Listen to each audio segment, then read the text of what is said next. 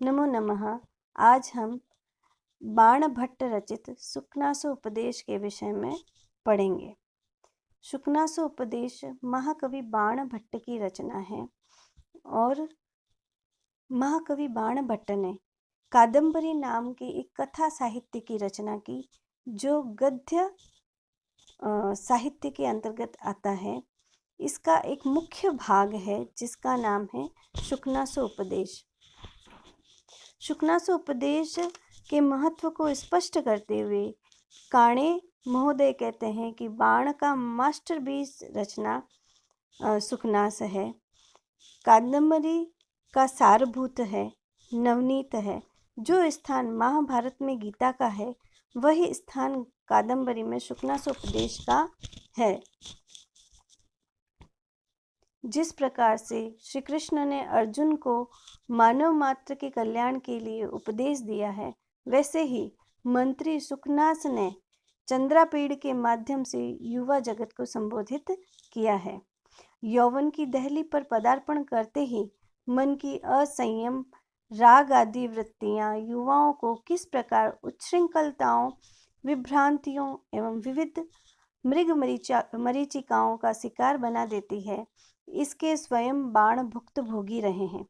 इसी कारण समाज एवं स्वयं श्री हर्ष की दृष्टि में वे कुछ समय तक भुजंग या लोफर बने रहे। उन्होंने अपने दिगंतरीय परिभ्रमणों में यह तथ्य खूब परख लिया था और राजकवि बनने के बाद राजकीय जीवन में लक्ष्मी के विविध विलासों, सत्ता एवं अधिकार मद की उद्दाम विकृतियों का गहरा अध्ययन कर लिया था।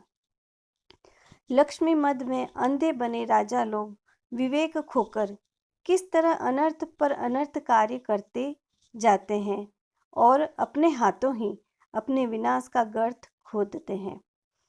स्वार्थी लोगों के कुचक्र में आकर दुर्व्यसनों में अपना सर्वस्व लुटाते हैं। जी हुजूरी के मिथ्या विश्वास पर अपने को अति मानुष शक्ति मानकर बड़ों का, शास्त्रों का, देवी देवताओं का अपमान करते हैं।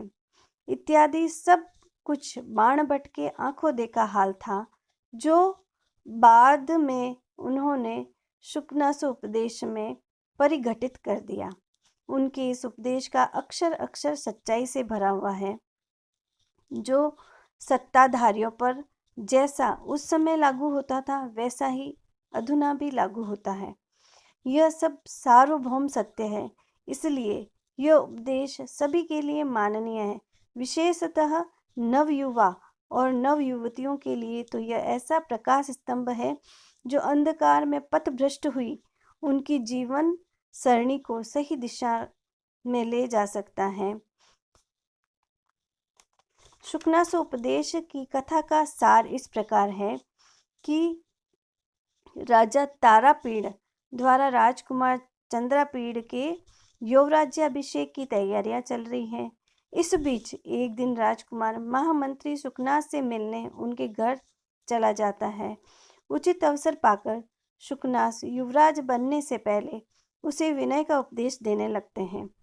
वो कहते हैं, बेटा, भले ही तुम अच्छी तरह शिक्षित दीक्षित हो गए हो, किंतु याद रखो कि यौवन जीवन की एक ऐसी अवस्था है जो मनुष्य को एकदम अंधा बना देती है, जिससे वह अपने आगे पीछे कुछ नहीं देख पाता। यह एक मस्ती है, नशा है जो उतरने का नाम नहीं लेता। यह एक ऐसा तूफान है जो इंद्रियों को कहीं का कहीं पटक देता है। मनुष्य की सारी सूझबूझ मारी जाती है। वह अपने पढ़े लिखे को, अपने कुल की आन को एकदम भूल जाता है। जाने पहचाने सब अनपहचाने बन जाते हैं। गुरुजनों की कही हितकर बातें कानों को शूल पीड़ा जैसी उत्पन्न करती है। उचित अनुचित का सारा विवेक काफूर हो जाता है। यौवन के साथ यदि माता पिता, बाप दादा की अर्जित धन संपत्ति और सत्ता भी हाथ में आ जाए तो फिर कहना ही क्या। यद्वा तद्वा भविष्यति, समझो, अर्थात चारों ओर तबाही और विनाश। जैसा नीतिकारों ने भी कहा है, यौवनम धन संपत्ति ही प्रभुत्वम अविवेकिता एक एकम अपि अनर्थाय किम उत यत्र चतुष्टयम्। बेटा, लक्ष्मी होती ही ऐसी है जिसके आते ही मनुष्य अकड़ जाता है और सब कुछ भूल बैठता है। यह चांडालिनी एक जगह टिकती भी नहीं, चंचला जो ठहरी, वारांगना की तरह एक को पकड़ा, दूसरे को छोड़ा और झट दूसरे को गले लगाया। वह लक्ष्मी न कभी संभली और न कोई इसे कभी संभाल ही सका। भले ही लोहे की तिजोरियों की काल कोठरियों में अथवा सैनिकों के मजबूत पहरे में इसे क्यों न बंदी बनाया जाए, झट से खिसक जाया करती है। ऐसा कौन व्यक्ति है जिसे इस ठगिनी ने न ठगा हो। सत्ताधारियों की तो बस पूछो मत। गद्दी मिलने की देर होती है कि भूतनी की तरह उन पर सवार हो जाती है। घर मधुशाला में परिणत हो जाता है।